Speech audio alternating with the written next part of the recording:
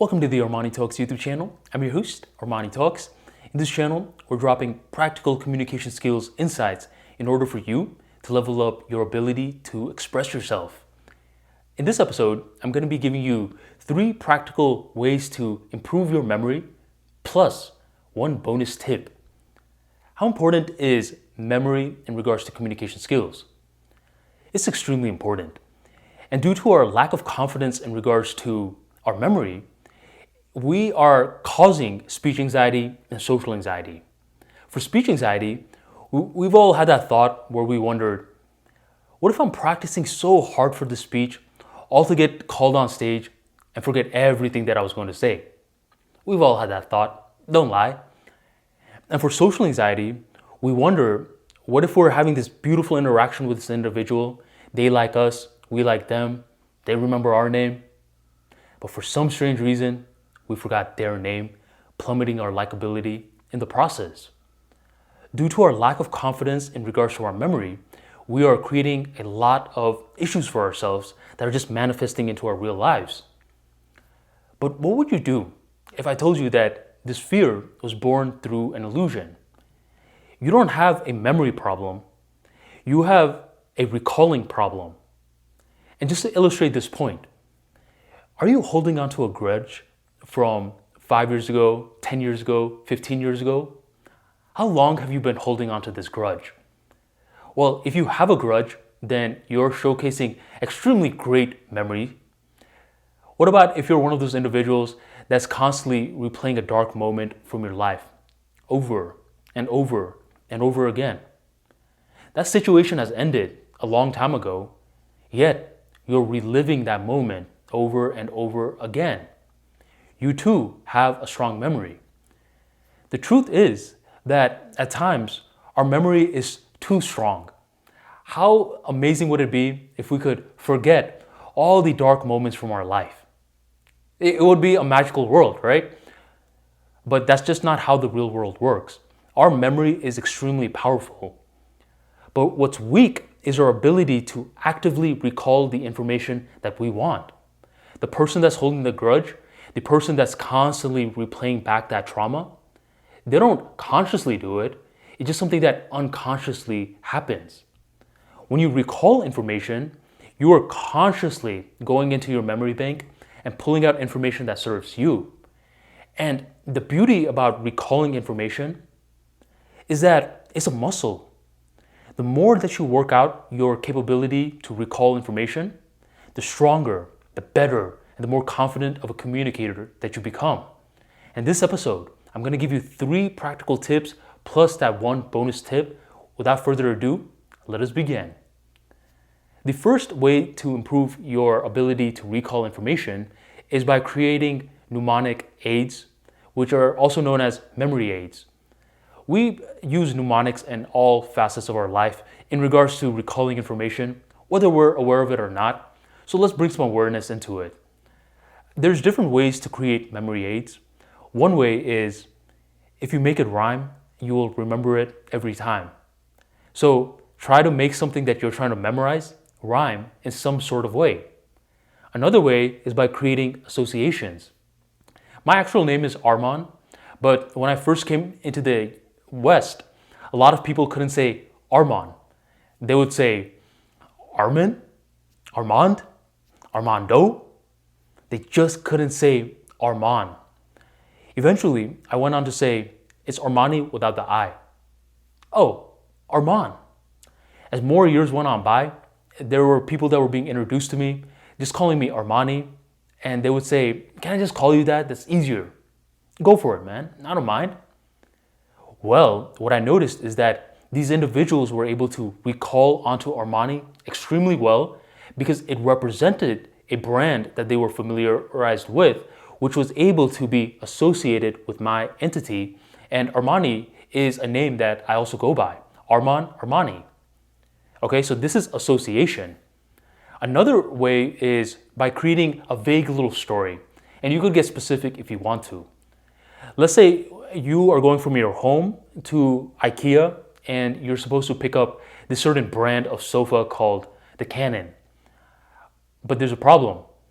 You don't have a phone, you don't have a notepad, you just have to rely on your memory. So what you could do is create a vague little story just to recall this information as you want.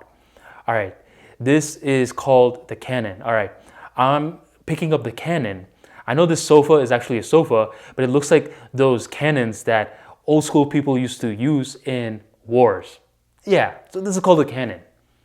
This is a vague little story, but this is a clever, creative little way for you to create a narrative which your mind desperately needs, narratives to recall information.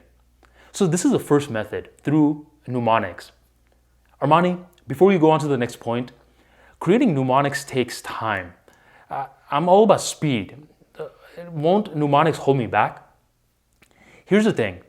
Creating the mnemonics in the beginning stages requires time, but the beauty is when you created the right mnemonic that you feel in your chest, it manifests for many, many years. There are individuals who I haven't seen for 16 years, and when they finally see me, they remember my name, Armani, because they were able to create a mnemonic that resonated with them. So yes, you may be putting in work right now, but it's work for the future. That's method number 1. 2 is to evaluate your order of importance and readjust your order of importance as need be. Imagine that there's a guy named Anthony, and Anthony, his Facebook got suspended for some strange reason, and he used Facebook as a way to remember his friends' birthdays. So for the next couple of weeks, he's not able to remember any of his friends' birthdays, but he remembers his sister's birthday. His sister is ecstatic and is bragging to all of his friends. His friends get mad. Hey, Anthony, how come you remember your sister's birthday, but not ours? For Anthony, this is an idiotic question. Dude, that's my sister. I love you guys, but, that's my sister. So, for Anthony's world, his sister is in a higher level of importance because that's family. He grew up with her his entire life, where he loves his friends too, but the order of importance for the sister is a tad bit higher, where memory is a byproduct. So what we have to do is find different ways to personalize information to see how it becomes real to us. This is one of the main reasons a lot of people struggle with school, is because a lot of professors, unfortunately, don't explain how this information is going to be meaningful to the student. So you as a student, you as the communicator, need to find a way to make it personalized to you, so automatically it increases in the order of importance. To give you a real world example, in regards to ArmaniTalks, I've written over 50,000 plus tweets, 4 plus books, made over 200 plus videos, 150 plus podcasts, 150 plus blogs, 350 plus emails. But if someone were to ask me a question like, hey Armani, how do I deal with loneliness? I'm able to recall that I wrote 2 Twitter threads about it this many times ago, and I'm able to extract that exact information. I wrote a blog about it at this time, and I wrote 2 emails about it at this and this time. How the hell am I able to memorize all that stuff and able to get certain pieces of information? It's because in relationship to my life, ArmaniTalks is high in the order of importance. But if you said, yo Armani, recite the 7th line of Harry Potter, man, I don't know. But I do know a lot of people who do. There are certain people who know Harry Potter inside and out because for them and their particular lives, Harry Potter means a lot to them. So for this second point, you need to find a way to make it real to you by personalizing the information for you. That's number 2. Number 3 is by rereading the same book multiple amounts of times. Why does this work? This is a clever way for you to improve your spatial intelligence. The first time you read a book, you just see words.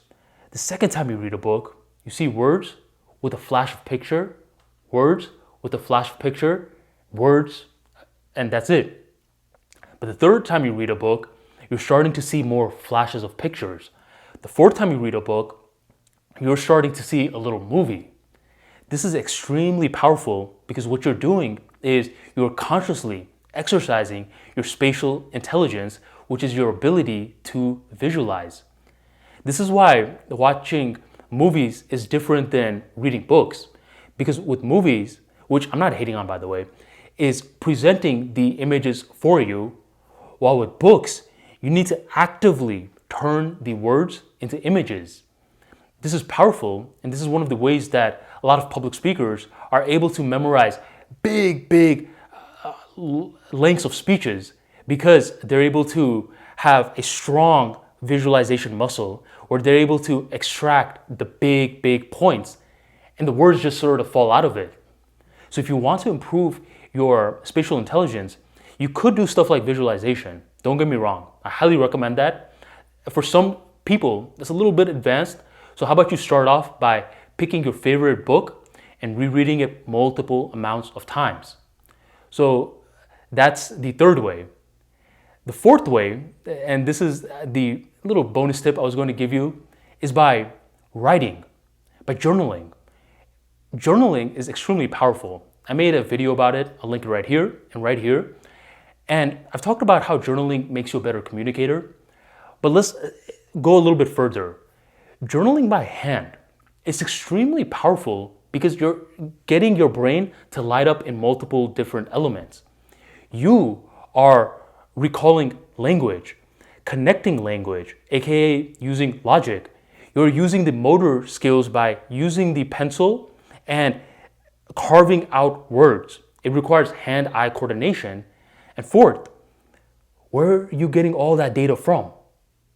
From your memory banks. You are recalling information actively and writing it down. Extremely powerful. So if you don't journal, I highly recommend that you do journal because this is pretty much just you recalling from the past to your own desires. All right, so that's the bonus tip. And since you made it this far, let me just give you one more tip, just because I'm feeling a little generous. This one is you recalling little moments from your life, okay? Little moments from your life and saying it out loud. And these are stuff that, for the most part, unless you recall it actively, you would have completely forgotten that it exists. Arman, you remember in 5th grade where there was that one time that one kid was copying off of that other kid and the math professor saw it and suspended both of those two kids? That actually happened. And me actively just recalling that information right now, even if it's choppy, even if it's blurry, don't worry about that. The mere act of me recalling that information, which I completely ignored for so many years, is powerful in itself.